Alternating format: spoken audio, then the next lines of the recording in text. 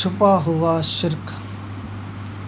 حضرت ابو سعید خدری رضی اللہ تعالیٰ عنہ سے روایت ہے، انہوں نے فرمایا رسول اللہ صلی اللہ علیہ وآلہ وسلم ہمارے پاس گھر سے باہر تشریف لائے جب کہ ہم مسیح الدجال کا ذکر کر رہے تھے۔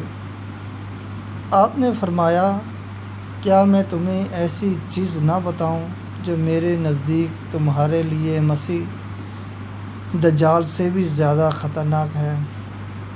ہم نے کہا کیوں نہیں، فرمائیے۔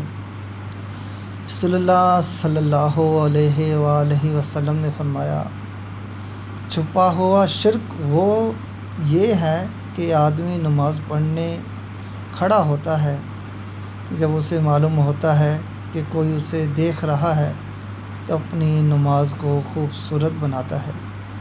سنن ابن ماجہ حدیث نمبر 4204۔